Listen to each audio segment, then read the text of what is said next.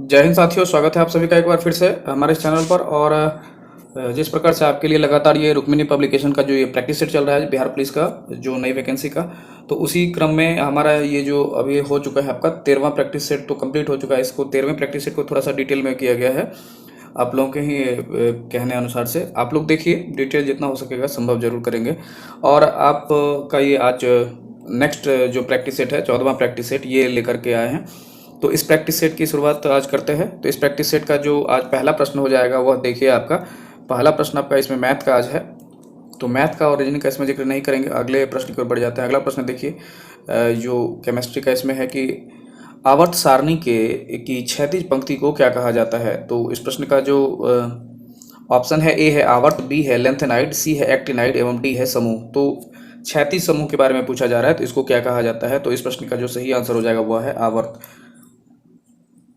आवर्त सारणी में पीरियोडिक टेबल में दो टाइप के जो रो होते हैं, जो आपको क्षैतिज मीन्स ये जो हो जाता है उसको कहेगा आपको आवर्त कहा जाएगा, और जो इसमें रहेगा उसको समूह कहा जाएगा। तो अब जिस प्रकार से जैसे कल डिस्कस कर रहे थे कुछ में, जैसे हेलोजन फैमिली का अगर बात हो रहा था, तो जैसे उसमें फ्लोरीन, क्लोरीन, ब्रोमीन, आयोडीन एवं एस्टाटीन वगैरह होते हैं, तो वो ग्रुप में आ जाएंगे कि ये 17 ग्रुप का है या 18 ग्रुप का, जो ऑक्टेन जिसका पूरा रहता है, हीलियम, नियन, आर्गन, क्रिप्टन, जेनन, रेडन, तो ये सब आपको आ जाएंगे निष्क्रिय गैस में, जो नोबल गैस आते हैं। तो इस प्रकार से ये जो है सारे क्वेश्चन का इसका ये आंसर यही हो जाएगा, आवर्त उनको कहा जाएगा। अगले प्रश्न की ओर बढ़ जाते हैं। अगला प्रश्न हो जाएगा हमारा, पालक और टमाटर में निम्नलिखित में से कौन सा अम्ल पाया जाता है। तो ए है लैक्टिक अम्ल, बी है ऑक्जेलिक अम्ल, सी है एस्कॉर्बिक अम्ल एवं डी है यूरिक अम्ल। तो इस प्रश्न का जो सही आंसर हो जाएगा आपका वह है ऑप्शन बी, ऑक्जेलिक अम्ल। पालक और टमाटर में ऑक्जेलिक अम्ल पाया जाता है, और इसी कारण से आप देखते होंगे कि टमाटर कम खाने की, जो टमाटर के जो दाने होते हैं उसमें जो ऑक्जेलिक अम्ल, वो जो बीज होता है उसमें ऑक्जेलिक अम्ल की मात्रा पाई जाती है। तो इस कारण से टमाटर खाने की कम सलाह दी जाती है उस मामले में कि जब आपका किसी को पथरी वगैरह जो होती है पेट में, वो ऑक्जेलिक ऑक्जेलिक जो एसिड के कारण से ही वो बनते हैं पत्थर, तो जिस कारण से ये मना किया जाता है। तो इस प्रश्न का जो सही आंसर हो जाएगा वो। और अब आपको पालक में अगर पूछा जाए तो इसमें क्या हो जाएगा, आपको आयरन की मात्रा रहती है हर एक सब्जी के कारण से, लेकिन टमाटर में ये दोनों में ऑक्जेलिक अम्ल पाया जाएगा। इसमें आपको एस्कॉर्बिक अम्ल एसिड का बात पूछा जाएगा तो ये आपका हो जाएगा विटामिन सी में, और लैक्टिक अम्ल पूछा जाएगा तो ये दूध का हो जाएगा। अगले प्रश्न की ओर बढ़ेंगे। अगला प्रश्न हो जाएगा हमारा, किसी रासायनिक अभिक्रिया में भाग ले सकने वाले तत्व के सबसे छोटे कण को क्या कहते हैं। तो इस प्रश्न का ऑप्शन देख लीजिए, ए है न्यूट्रॉन, बी है न्यूक्लियस, सी है प्रोटॉन एवं डी है परमाणु। तो इस प्रश्न का जो सही आंसर हो जाएगा वह है ऑप्शन डी, परमाणु। आपको आप इसका परिभाषा कितनी बार आप लोग देखे होंगे कि किसी रासायनिक अभिक्रिया का वह तत्व जो सबसे छोटे कण है वो परमाणु कहलाते हैं, और इससे जो बड़े होंगे वो कई परमाणुओं को मिलकर अणु बनते हैं, कि एक से अधिक परमाणु को मिलाकर अणु बनते हैं। और ये तीनों चीज़ जो है ये परमाणु के ये तो न्यूक्लियस हो गया, यानी कि नाभिक की बात हो रही है, और ये प्रोटॉन और न्यूट्रॉन उनके नाभिक में ही रहते हैं, और इलेक्ट्रॉन बाहर में चक्कर लगाता है। तो इस प्रकार से इसका आंसर ये परमाणु हो जाएगा। अगले प्रश्न की ओर बढ़ते हैं। अगला प्रश्न है हमारा, choose the best suffix in the sentence given below, this is called an eeriest temptation. तो इसका जो है, इसमें जो बीच में ब्लैंक भरना है, तो आपका इसमें सही जवाब हो जाएगा ऑप्शन बी। अगले प्रश्न को बढ़ेंगे। अगला प्रश्न हो जाएगा हमारा, translate the following sentence into Hindi. तो इसका जो सही, लेट हिम डू इट का इसका जो सही हो जाएगा, तो इस प्रश्न का सही आंसर आपका ऑप्शन ए हो जाएगा, उसे ऐसा करने दो। अगला प्रश्न भी ये है, ट्रांसलेशन से ही संबंधित है। Translate the following sentence into English. पिताजी ने एक मकान बनवाया है, इसका सही क्या होगा उसके बारे में पूछा जा रहा है, तो इसका सही आंसर हो जाएगा आपका ऑप्शन बी। अगले प्रश्न की ओर बढ़ते हैं, choose the wrongly spelled word. तो इसका भी सही आंसर देख लेते हैं। इसका सही आंसर हो जाएगा ऑप्शन सी, मर्ज हो जाएगा। अगला प्रश्न का इनका भी जो है एट स्ट्रेच, इसका जो मीन्स बताना है इसमें आयोडम्स का, तो इसका जो सही आंसर हो जाएगा आपका वह है ऑप्शन ए, कंटिन्यूस। तो अगले प्रश्न की ओर बढ़ते हैं, भीड़ को तितर बितर करने में पुलिस के द्वारा इस्तेमाल की जाने वाली अश्रु गैस क्या होती है। इसमें अश्रु गैस का जो रासायनिक मिश्रण है वो पूछा जा रहा है। तो इस प्रश्न का सही आंसर हो जाएगा आपका ऑप्शन बी, क्लोरीन। अगले प्रश्न की ओर बढ़ जाते हैं। अगला प्रश्न है हमारा, किसका सिद्धांत है व्यक्ति चाहे बदल जाए पर नियम नहीं बदलने चाहिए? तो इसका जो है सही आंसर हो जाएगा आपका ऑप्शन बी, संवैधानिक सरकार का। संवैधानिक सरकार में है कि सरकार बदल जाए लेकिन नियम वही रहना चाहिए, वो उस कानून से चलना चाहिए, तो इसमें यही है। अगले प्रश्न की ओर बढ़ते हैं। भारत की संविधान सभा किसके अनुसार गठित की गई? तो संविधान सभा का जिक्र चल रहा है इसमें, तो अगर आप इसमें शॉर्ट्स में डिटेल में जाएंगे, आपको जो आप इस चैनल पर जितने भी शॉर्ट्स अपलोड हैं, अगर आप वहाँ जाएंगे तो आपको बहुत सारे प्रश्न संविधान सभा से मिल जाएंगे। आप जरूर आज जाके देखिए जितने शॉर्ट्स हैं, और अच्छा लगे तो लाइक भी जरूर कीजिएगा। उसमें आपको ये बताया जाएगा कि किस मिशन के तहत उसका जो स्थापना हुआ था, पूरा डिटेल बताया गया है।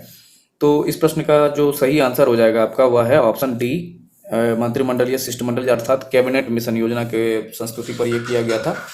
कैबिनेट मिशन योजना के आधार पर ही इसका जो है 9 दिसंबर 1946 को इनकी जो है पहली मीटिंग होती है। पहली मीटिंग में इनके अस्थायी अध्यक्ष डॉक्टर सच्चिदानंद सिन्हा, जो कि उस समय में कोई भी मीटिंग होती है तो उस समय में जो सबसे वृद्ध होते हैं उनको तत्काल में इनको अस्थायी अध्यक्ष चुना गया था, सच्चिदानंद सिन्हा को।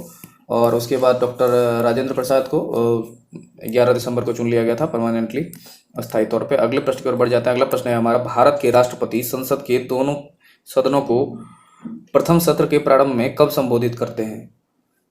तो इस प्रश्न का जो सही आंसर हो जाएगा आपका वह है ऑप्शन सी, ए एवं बी। इसका प्रतिवर्ष करते हैं और लोकसभा के प्रत्येक आम चुनाव के बाद करते हैं। तो जो राष्ट्रपति जी के द्वारा जो दोनों सदनों के जो प्रथम सत्र के को संबोधित करने का जो है यही है।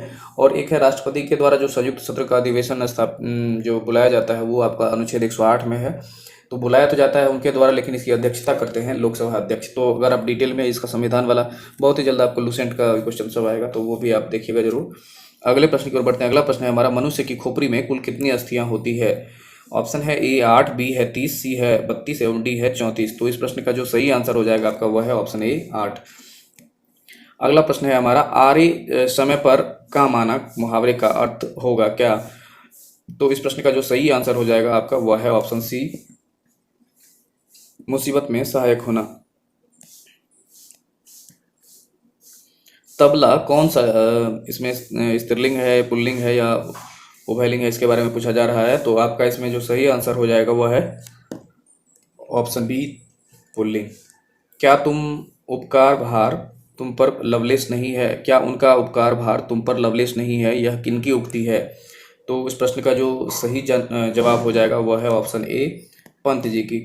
अगले प्रश्न की ओर बढ़ते हैं। समरस को कामना वहीं भारत को करो प्रणाम, उपरोक्त पंक्तियां किनकी है? तो इस प्रश्न का जो सही आंसर हो जाएगा आपका वह है ऑप्शन ए, राष्ट्रकवि नामधारी सिंह दिनकर जी की। अगले प्रश्न की ओर बढ़ते हैं। व्यर्थ में कौन सा समास है? तो व्यर्थ में इसमें समास के बारे में पूछा जा रहा है, इसका सही आंसर हो जाएगा आपका अवयवी भाव। अगले प्रश्न की ओर बढ़ते हैं। वोल्ट एवं कूलॉम का जो गुणनफल जूल के तुल्य है, इसमें क्या करना है कि आपका जो पहले ये वक्तव्य दिया गया है कथन, उसके बाद इसका आंसर पूछा जा रहा है कि कौन कौन सा इसमें सही होगा। तो इसका पहले सही आंसर ही देख लेते हैं। सही आंसर इसका है 1, 2 एवं 4 सही है। तो देख लेते हैं कि वोल्ट एवं कूलॉम का जो गुणनफल है जूल के तुल्य है। दूसरा में दिया है वोल्ट एवं एम्पियर का जो गुणनफल है जूल प्रति सेकंड होता है। और चौथा में दिया है वाट घंटा को इलेक्ट्रॉन वोल्ट के रूप में मापा जा सकता है। तो ये वाला मात्र गलत है, बाद बाकी सभी सही है इसका आंसर। अगला प्रश्न की ओर बढ़ेंगे। अगला प्रश्न हो जाएगा हमारा, किसी तापक कुंडली को 2 बराबर भागों में काटकर अब उसके केवल एक भाग का ही उपयोग हीटर में किया जाता है। हीटर में उत्पन्न ऊष्मा अब क्या हो जाएगी? तो इस प्रश्न का जो सही आंसर हो जाएगा आपका वह है ऑप्शन सी, 2 गुनी हो जाएगी। अगले प्रश्न की ओर बढ़ते हैं। यदि गेंद को ऊर्ध्वाधर रूप से ऊपर फेंका जाए तो गुरुत्वीय त्वरण क्या हो जाएगा? तो इस प्रश्न का जो सही आंसर हो जाएगा आपका वह है ऑप्शन ए, गेंद की गति की विपरीत दिशा में होगा इसका जो गुरुत्वीय त्वरण होगा। अगले प्रश्न की ओर बढ़ते हैं। जैसे इसका मीनिंग है कि आप यहाँ पर थोड़ा सा बता दें कि अगर आप गेंद को ऊपर फेंक दिए ऐसे, तो यह ऊपर जा रही है बॉल, तो इसका जो ग्रेविटी का मान पूछा जा रहा है वो उसके विपरीत दिशा में यहाँ पर नीचे काम करेगा। तो अगले प्रश्न की ओर बढ़ेंगे। अगला प्रश्न है हमारा, बल को मापा जा सकता है किसके द्वारा? तो इस प्रश्न का जो सही आंसर हो जाएगा आपका ऑप्शन ए, स्प्रिंग तुला के प्रयोग के द्वारा। अगले प्रश्न के बल का जो है आपका जो force equal to m into a होता है, इसमें मास इंटू एक्सेलरेशन। तो इस प्रकार जो आपका जो न्यूटन के फर्स्ट लॉ से आता है, तो वहाँ से आप डिटेल में जाएंगे तो इसका बल का डिटेल भी मिल जाएगा।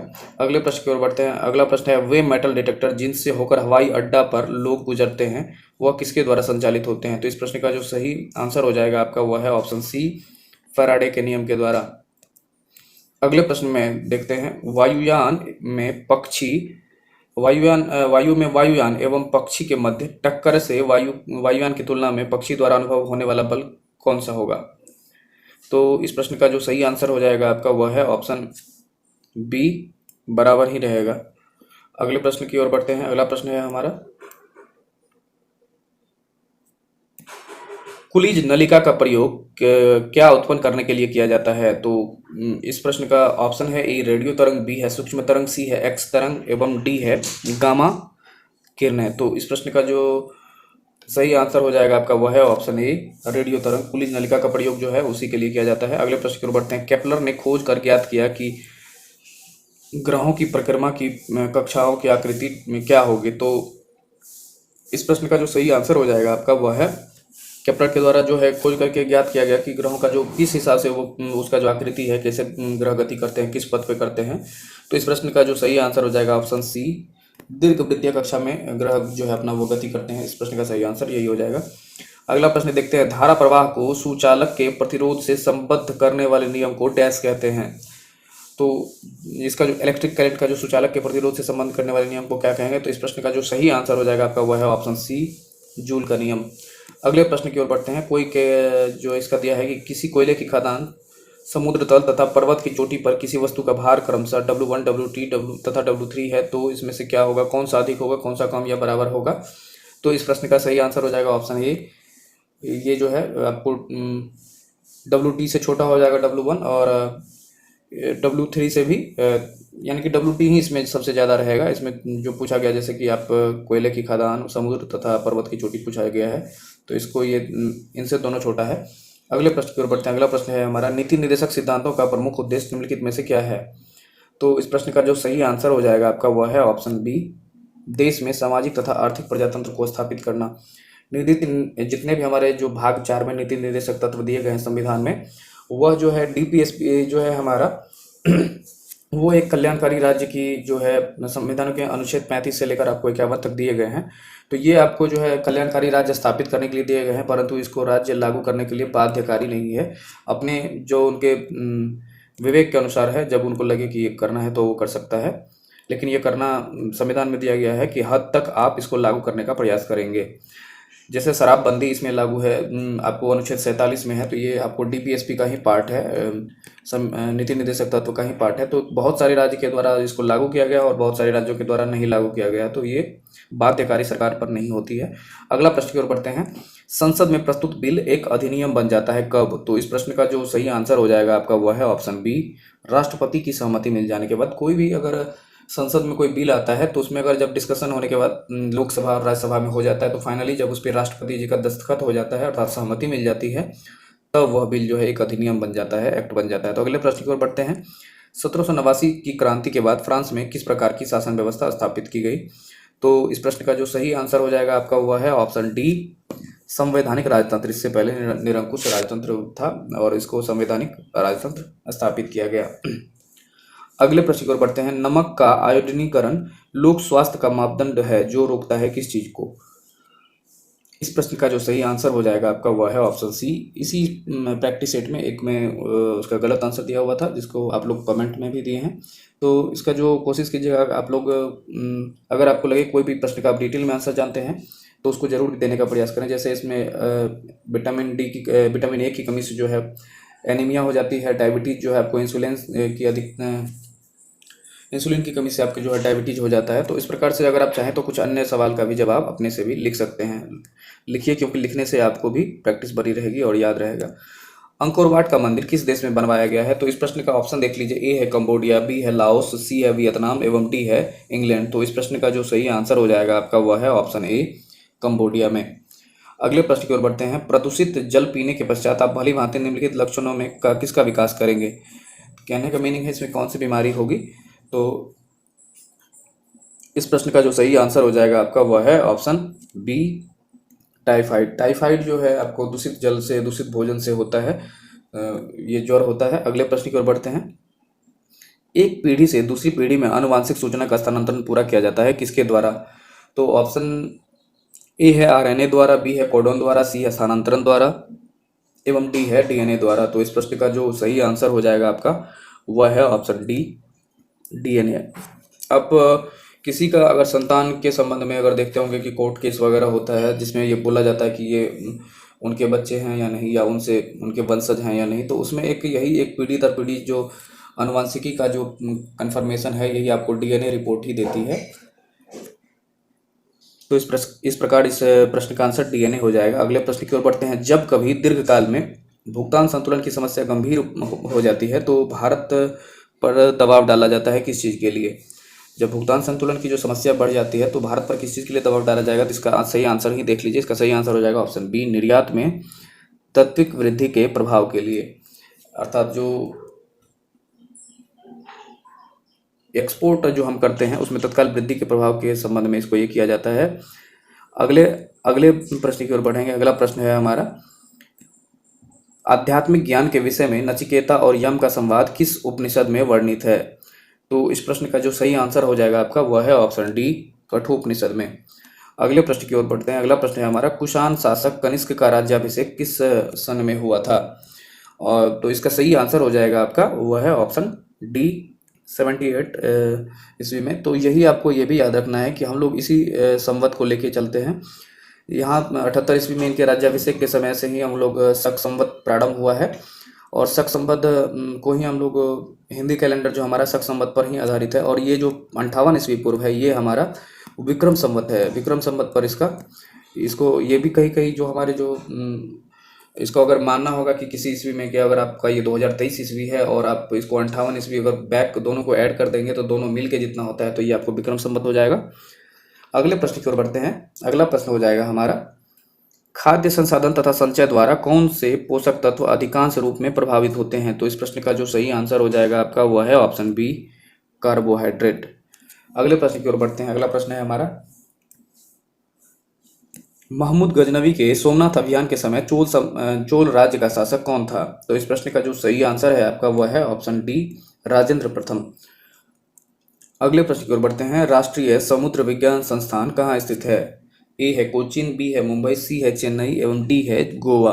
तो इस प्रश्न का जो सही आंसर हो जाएगा वह है ऑप्शन डी, गोवा। अगले प्रश्न की ओर बढ़ जाते हैं। अगला प्रश्न है, निम्नलिखित में कौन लोकसभा के सत्र का अवसान करने के लिए अर्थात समाप्त करने के लिए प्राधिकृत है? तो इस प्रश्न का जो सही आंसर हो जाएगा आपका वह है ऑप्शन सी, राष्ट्रपति। इनको आहूत करते हैं राष्ट्रपति जी, और जो इनका समाप्ति है ये भी उन्हीं के द्वारा किया जाता है, और अध्यक्षता आपको लोकसभा अध्यक्ष करते हैं। तो इसमें जो अटॉर्नी जनरल का ये महान्यायवादी का जो जिक्र किया गया है ये हमारे कैबिनेट स्तर के मिनिस्टर होते हैं, परंतु ये सरकारी सेवक या फिर हमारे भारत के सबसे जो उच्च विधि अधिकारी इनको कहा जाता है। जिसके बारे में डिटेल में हम प्रश्न आपको संविधान का आता है तो उसमें आपको डिटेल में बताएंगे, इसमें लुसेंट वगैरह में। तो अगले प्रश्न की ओर बढ़ते हैं। भूमध्य रेखा के चतुर्दिक अश्वक्षांश से डोलड्रम की ओर बहने वाली हवाएं क्या कहलाती है? तो इस प्रश्न का जो सही आंसर हो जाएगा आपका वह है ऑप्शन ए, व्यापारिक हवाएं।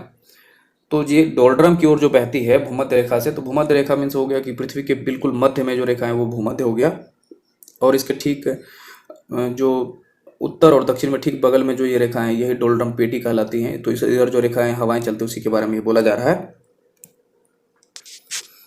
अगले प्रश्न की ओर बढ़ जाता है। अगला प्रश्न है हमारा, अंतरराष्ट्रीय तिथि रेखा वह रेखा है जहां पे क्या होगा? तो इस प्रश्न का सही आंसर ही देखते हैं। इस प्रश्न का जो सही आंसर हो जाएगा आपका वह है ऑप्शन डी, बी तथा सी दोनों सही है। इसमें बी में देखिए, सभी अन्य मध्याह्नों से पूर्व की ओर तथा पश्चिम की ओर 180 डिग्री फैल जाती है तथा ठीक एक दिन परिवर्तित होती है जब इसे पार किया जाता है। जो आपको ये तिथि रेखा अगर जिक्र किया जाए तो इधर आपको मान के चलिए आप चले गए तो पूर्व हो गया, इधर जैसे ही एक दिन आप आए तो एक दिन आपका ये घट जाएगा आपको। तो इसी जो मेरिडियन टाइम देखते होंगे आप, ये बढ़ते जाता है और आपका जैसे ही ये प्रत्येक 1 डिग्री जो एक आप पार करते हैं इसमें 15 डिग्री का डिफरेंस हो जाता है। यहाँ से हमको जैसे यहाँ से 180 डिग्री से अगर हमारे भारत की ओर चलते हैं तो 82.5 डिग्री के आसपास में हमारा मानक समय के लिए काउंट होता है। तो अगले प्रश्न की ओर बढ़ते हैं। अगला प्रश्न है हमारा, गल्फ स्ट्रीम कहाँ उत्पन्न होती है? तो ये इसका सही आंसर देखिए, इसका सही आंसर हो जाएगा आपका ऑप्शन सी, महासागरीय दाब से। तो तो अगले प्रश्न की ओर बढ़ जाते हैं। अगला प्रश्न, गल्फ स्ट्रीम ये सब जलधाराएं होती है जिसके बारे में आपको पूछा जाएगा, निम्न में से कभी कभी पूछा जाता है कौन सी गल्फ स्ट्रीम धाराएं हैं। तो जैसे बहुत सारी जो ज़्यादातर इसमें क्या होता है, जो भूमध्य रेखा की ओर से यहाँ पे सूर्य का टेम्परेचर डायरेक्ट पड़ता है, यहाँ से जो ध्रुवों की ओर चलती है वो गर्म जलधाराएं होती है, और जो ध्रुवों से फिर वापस आती है, इसमें हवाओं के कारण से ही ये सब धाराएं अपना निर्माण करती है, और जो ध्रुवों की ओर से फिर भूमध्य रेखा की ओर आती है वो सब ठंडी जलधाराएं हो जाती है। जैसे ठंडी जलधारा में हो जाएगा हम्बोल्ट जलधारा, बेंगुला की धारा, कनारी जलधारा, ये सब हो जाती है। इसी प्रकार गर्म जलधारा में गल्फ स्ट्रीम वगैरह हो जाती है। तो इसके बारे में भी डिटेल में बताएंगे। अगले प्रश्न की ओर बढ़ जाते हैं अभी। अगला प्रश्न है हमारा, भारतीय मानक समय ग्रीनविच समय माध्य समय से 5.5 घंटा आगे है, ईरानी मानक समय भारतीय समय से 2 घंटे पीछे है। तो निम्नलिखित में से कौन सा देशांतर मानक समय का निर्धारण करता है, जबकि भारतीय मानक सेवा समय जो है 82.5 डिग्री ईस्ट द्वारा निर्धारित किया जाता है। तो इस प्रश्न को थोड़ा डिटेल में आप लोग एक दो बार देखिएगा। कह रहा है कि भारतीय जो इंडियन स्टैंडर्ड टाइम जो ग्रीनविच मध्य समय से जो 5.5 घंटा आगे है, तो ईरानी मानक समय भारतीय मानक समय से 2 घंटे पीछे है। तो इसका कहने का मीनिंग है यहाँ पे कि 2 घंटे पीछे है। तो कौन सा देशांतर जो है आपका ईरानी मानक समय का निर्धारण करता है, जबकि मानक समय जो है आपका 82.5 डिग्री द्वारा निर्धारित किया जाता है। 82.5 डिग्री अर्थात इसमें से 2 घंटा जब आपको बोले कि 15 मिनट का डिफरेंस हो जाता है। जैसे ही आप 1 डिग्री जाएंगे तो 1 डिग्री जाएंगे तो आपका 15 मिनट का अंतर हो जाएगा।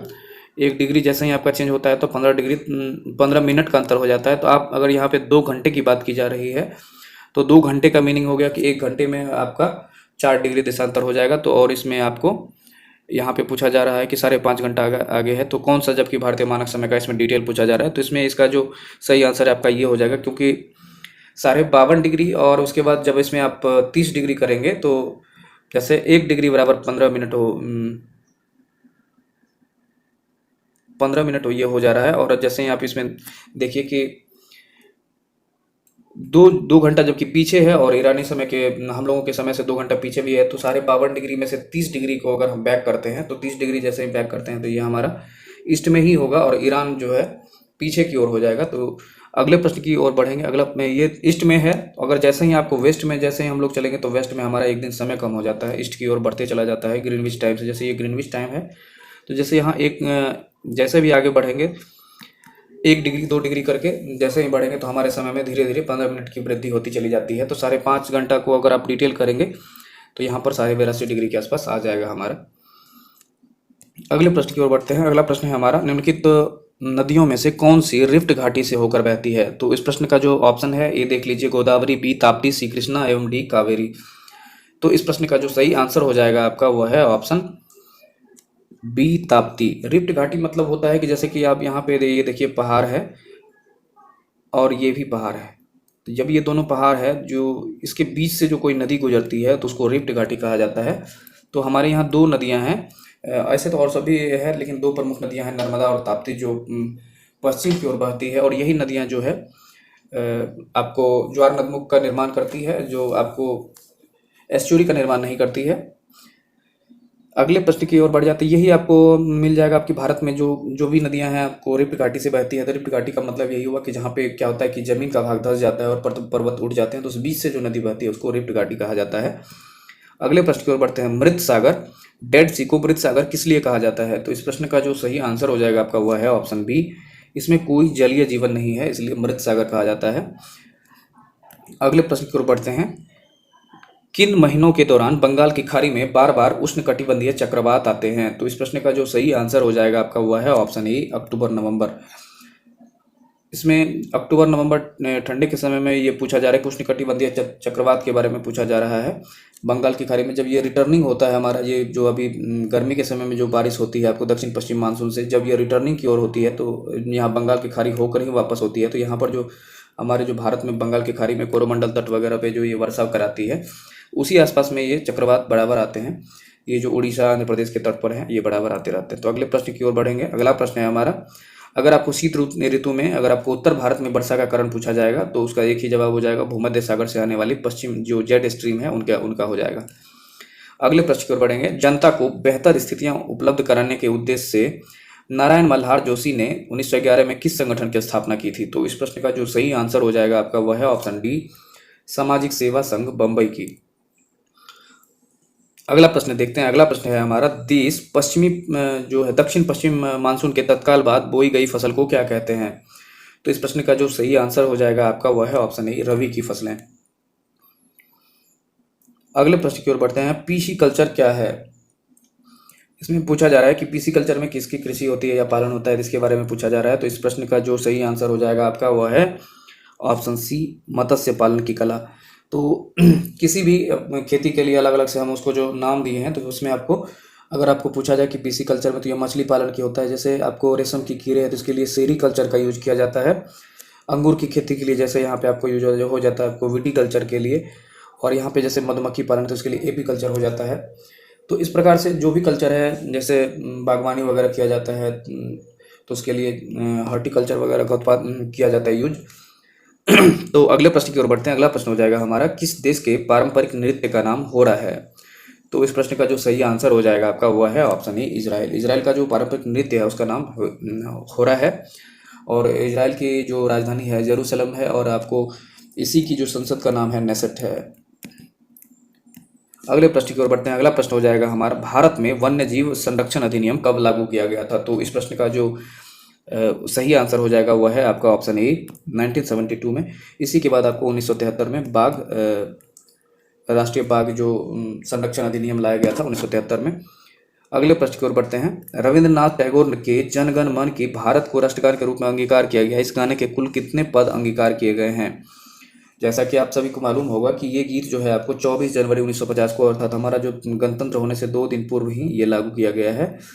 तो इस प्रश्न का जो यहाँ पूछा जा रहा है इसके के बारे में कितने जो पद है वो अंगीकार किए गए हैं, तो इस प्रश्न का जो सही आंसर हो जाएगा आपका वो है ऑप्शन ए, केवल पहला पद को किया गया है। अगले प्रश्न की ओर बढ़ते हैं। अगला प्रश्न हो जाएगा हमारा, दूरदर्शन प्रसारण में श्रव्य संकेतों का ऑपरेशन करने के लिए क्या प्रयुक्त तकनीक है? तो इस प्रश्न का जो सही आंसर है वह है ऑप्शन सी, आवृत्ति मॉडुलन। अगले प्रश्न की ओर बढ़ते हैं। अगला प्रश्न होगा हमारा, देखिए कि फोटोग्राफी में अस्थायी कर्क के रूप में प्रयुक्त होने वाला रसायन कौन सा है? तो इस प्रश्न का जो सही आंसर हो जाएगा आपका वह है ऑप्शन सी, सोडियम थायोसल्फेट। तो अगले प्रश्न की ओर बढ़ेंगे। निम्नलिखित में से किस में आयोडीन है? तो इस प्रश्न का जो सही जवाब हो जाएगा आपका वो है ऑप्शन बी, थायरॉक्सिन। ये जो गले के पास होता है आपका, जब मनुष्य का जो ये गला होता है, यहीं पे जो थायरॉक्सिन थायराइड ग्रंथि होती है, यहीं पर इसी में कहा जाता है कि अगर घेंगा होता है किसी को आयोडीन की कमी से, तो यहीं देखिए उनको गला उनका बड़ा हो जाता है यहाँ पे। तो थायरॉक्सिन का जो थायराइड ग्रंथि है यहाँ यहीं आपका होता है। इसी के कारण से आदमी को वो हाइपर जो आजकल ये महिलाओं में ज़्यादा ये समस्याएं होने लगा है कि थायराइड की जो समस्याएं होने लगी यहीं से होती है। किसी में हाइपर हो जाता है, तो हाइपर होने से वो दुबले पतले और उसमें जो है बहुत ज़्यादा जल्दी पसीना आ जाएगा और वो उनका बैलेंस बिगड़ने लगता है। और जो हाइपो होता है उसमें मोटापा बढ़ जाता है थायराइड में। तो अगले प्रश्न की ओर बढ़ते हैं। अगला प्रश्न हो जाएगा हमारा, कितने भारतीय भाषाओं को शास्त्रीय भाषाओं का दर्जा मिला हुआ है? तो इस प्रश्न का जो सही आंसर है आपका वो हो जाएगा आपका ऑप्शन ए, 6 भाषाओं को। अगले प्रश्न की ओर बढ़ेंगे। अगला प्रश्न है हमारा, वीडियो अगर लंबा हो रहा है तो आप लोग इसको देखने का भी प्रयास करेंगे, क्योंकि आप लोगों के द्वारा ही ये सवाल किया जाता है कि वीडियो को डिटेल में थोड़ा सा बताने का प्रयास करें। तो अगले प्रश्न की ओर बढ़ते हैं। निम्नलिखित में से किन को लोकसभा और राज्यसभा दोनों के निर्वाचन में मतदान का अधिकार है? तो इस प्रश्न का सही आंसर ही देखते हैं। इसका जो सही आंसर हो जाएगा ऑप्शन सी, राज्य विधानमंडल के निम्न सदन के निर्वाचित सदस्यों को। इसमें राज्यसभा और लोकसभा के जो निर्वाचन के बारे में पूछा जा रहा है कि जैसे कि अगर आपका जो निर्वाचित सदस्य होते हैं वो लोकसभा और जो राज्यसभा के जो निर्वाचन में जो मतदान का अधिकार इनका होता है, लेकिन इसके जो विधान परिषद के सदस्य होते हैं जो मनोनीत होते हैं उनको नहीं होता। जैसे राष्ट्रपति के चुनाव में सभी को अधिकार इसमें हो जाता है कि आपको जो विधान परिषद के सदस्य वगैरह हैं, तो उसका इसमें क्या होता है कि जो चुने हुए प्रतिनिधि हैं लोकसभा के और विधानसभा के, तो उन लोगों के द्वारा तो मत किया जाता है, लेकिन इसमें उपराष्ट्रपति में फिर वो चेंज हो जाता है कि इसमें लोकसभा और राज्यसभा के लोग मतदान कर सकते हैं। तो इस प्रकार से अगले प्रश्न की ओर बढ़ेंगे। अगला प्रश्न हो जाएगा हमारा, राज्य की खर्च पर हज करने की व्यवस्था करने वाला पहला भारतीय शासक कौन सा था? तो इस प्रश्न का जो है सही आंसर देखते हैं। इस प्रश्न का जो सही आंसर हो जाएगा आपका वह है ऑप्शन ए, फिरोज शाह तुगलक। फिरोज शाह तुगलक के द्वारा ही बहुत सारे कल्याणकारी, इनको जो है अपने के समय का जो तुगलक वंश का जो है इनको अकबर कहा जाता है, इनके द्वारा बहुत सारे कार्य जैसे किए गए हैं। जैसे भारत में आपको नहरों की व्यवस्था इन्हीं के द्वारा बहुत सारे करवाई गई।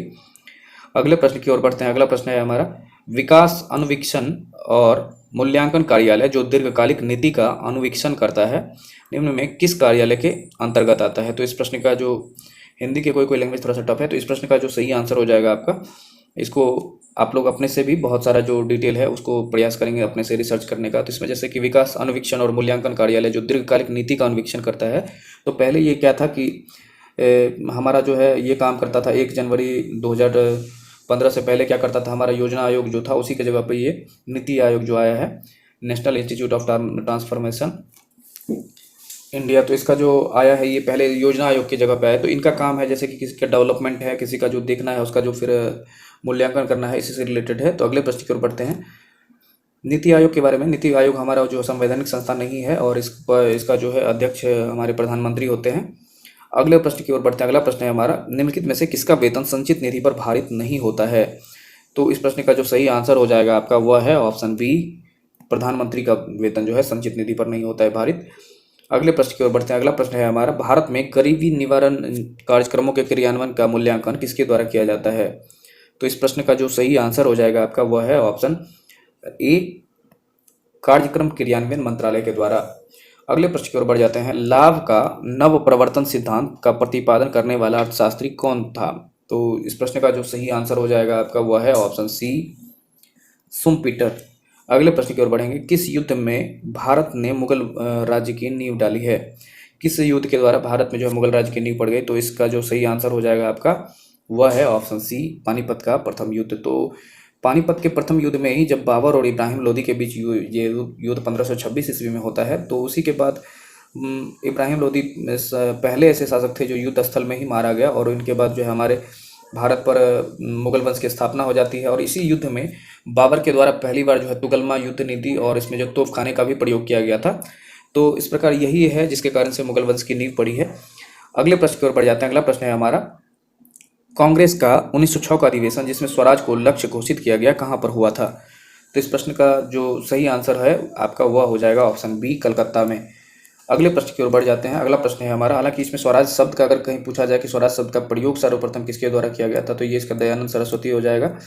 और अधिवेशन का पूछा जाएगा तो उसमें ये हो जाएगा 1906 का अधिवेशन कलकत्ता में। अगले प्रश्न की ओर बढ़ते हैं।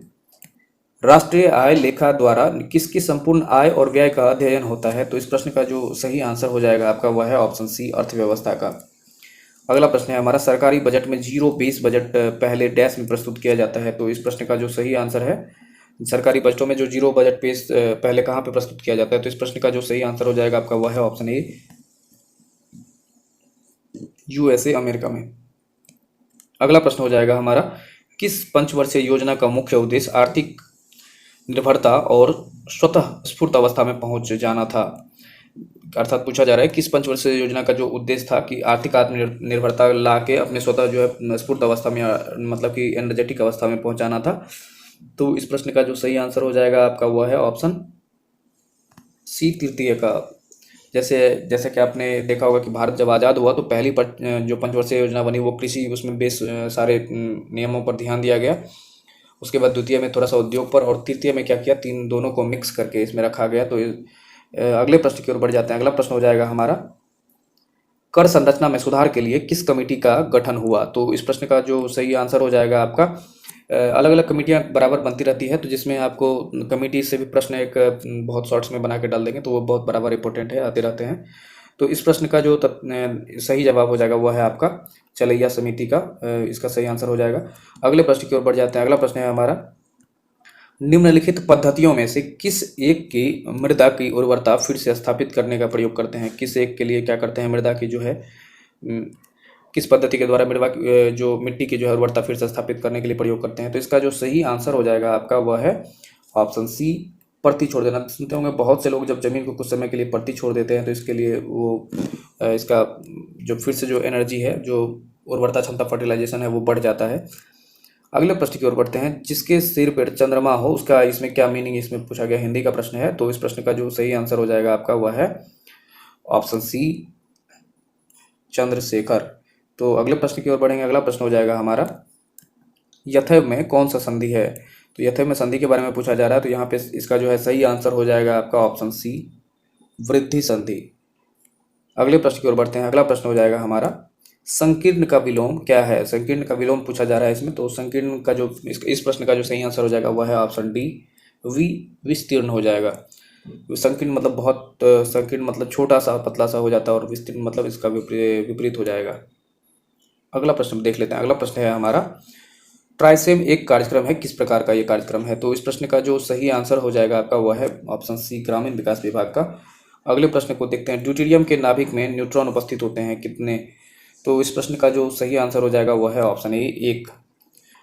ये जो हाइड्रोजन के समस्थानिक के बारे में बात की जा रही है, तो हाइड्रोजन के 3 समस्थानिक है, प्रोटियम, ड्यूटेरियम और ट्राइटियम। तो इस प्रकार से जो समस्थानिक है जिसका अलग अलग आपको परमाणु क्रमांक हो जाता है, उसमें चेंज हो जाता है। इसके परमाणु क्रमांक तो एक ही है जैसे हाइड्रोजन का, लेकिन इसके समस्थानिक है जिसका कि नंबर हो जाता है 1, 2 और 3 हो जाता है। जैसे अगर आपसे पूछा जाए कि H2O में क्या होगा यूज, तो H2O में 2 हाइड्रोजन रहेंगे, लेकिन अगर DTO पूछा जाए तो उसका भार चेंज हो जाएगा। अगले प्रश्न की ओर बढ़ेंगे। अगला प्रश्न है हमारा, मई 2023 में पीएम नरेंद्र मोदी को किस देश के सर्वोच्च सम्मान से सम्मानित किया गया है? तो इस प्रश्न का जो सही आंसर हो जाएगा वह है ऑप्शन डी, दोनों देश के द्वारा किया गया, ब्राजील और फिजी और पापुआ न्यू गिनी के द्वारा। अगले प्रश्न की ओर बढ़ते हैं। अगला प्रश्न है हमारा, IPL 2023 में सर्वाधिक विकेट किसने लिया है? तो इस प्रश्न का जो सही आंसर है इसका सही आंसर ऑप्शन ए हो जाएगा, मोहम्मद शमी के द्वारा। अगले प्रश्न की ओर बढ़ेंगे। अगला प्रश्न है हमारा, दूध किस चीज़ का उदाहरण है? तो इस प्रश्न का जो सही आंसर हो जाएगा वह है ऑप्शन सी, इमल्सन का। अगला प्रश्न है हमारा, निम्नलिखित में से किस का प्रयोग सेफ्टी माचिसों में किया जाता है? तो इस प्रश्न का जो सही आंसर हो जाएगा आपका वह है ऑप्शन बी, लाल फास्फोरस। अगले प्रश्न की ओर बढ़ते हैं। 68वें राष्ट्रीय फिल्म पुरस्कारों में किसे सर्वश्रेष्ठ अभिनेत्री का पुरस्कार मिला है? तो इस प्रश्न का जो सही आंसर हो जाएगा आपका वह है ऑप्शन सी, अपर्णा बाल मुरली को। तो अगले प्रश्न की ओर बढ़ते हैं। निम्नलिखित में से कौन केंद्रीय रिजर्व पुलिस बल के महानिदेशक बने हैं, अर्थात CRPF के निदेशक के बारे में पूछा जा रहा है, महानिदेशक के बारे में। तो इस प्रश्न का जो सही आंसर हो जाएगा आपका वह है ऑप्शन डी, सुजय लाल थाउसेन। अगले प्रश्न की ओर बढ़ेंगे। अगला प्रश्न है, वी आर डिस्प्लेस्ड। तो इस प्रश्न के जो है इसका जो है पुस्तक का है, इसका पूछा जाए, बहुत ही ये मशहूर पुस्तक है।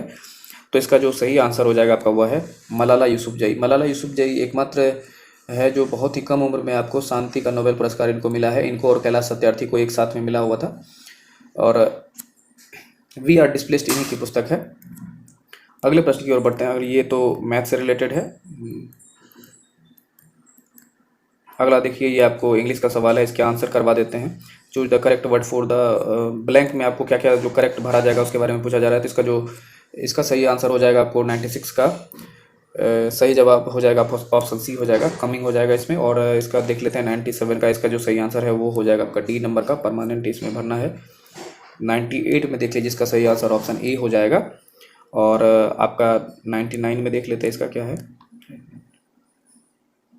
इस प्रश्न का जो सही आंसर आपका 99 का हो जाएगा वह है option a, c advice me to.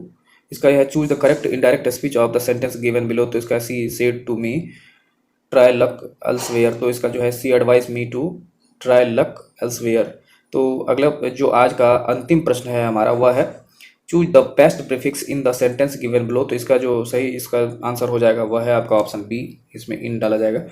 तो इस प्रकार आज का ये प्रश्न इसमें समाप्त हुआ है और प्रैक्टिस सेट समाप्त हुआ है। तो आपसे फिर से एक बार रिक्वेस्ट है कि अगर आप लोग इस चैनल पर नए हैं तो आपसे अनुरोध है कि आप इस जो वीडियो को अगर आप लोग देख रहे हैं तो इसको और सब भी अपने ग्रुप में स्टूडेंट को शेयर करें। और आपसे अगर आपको कुछ भी, जैसे कि आप लोगों ने बोला कि इसको थोड़ा सा और डिटेल करके बोला जाए, तो वो बोला जा रहा है इसमें। अगर आपको लगे कि और भी कुछ सुधार की आवश्यकता है तो आप लोगों के लिए ही ये वीडियो बनाए जाते हैं। तो आप लोग इस वीडियो को आप लोग पूरा भी देखें। आप वीडियो को देखेंगे पूरा तभी आप जो है हम बनाएंगे, नहीं तो शॉर्ट्स में बना के आराम से निकला जा सकता है। तो आपसे ये अनुरोध होगा कि आप चाहे तो जितना भी बोलेंगे उसमें ये बनेगा, लेकिन आपका भी काम है कि इसको देखने का प्रयास करेंगे। और आपसे फिर मिलेंगे अगली वीडियो में। आप तब तक में जो इसमें जितने शॉर्ट्स अवेलेबल हैं, शॉर्ट्स को जाके जरूर देखिए, क्योंकि उससे वन लाइनर प्रश्न में आपको बनेंगे। आपसे मिलेंगे फिर से एक नई वीडियो में, तब तक के लिए जय हिंद।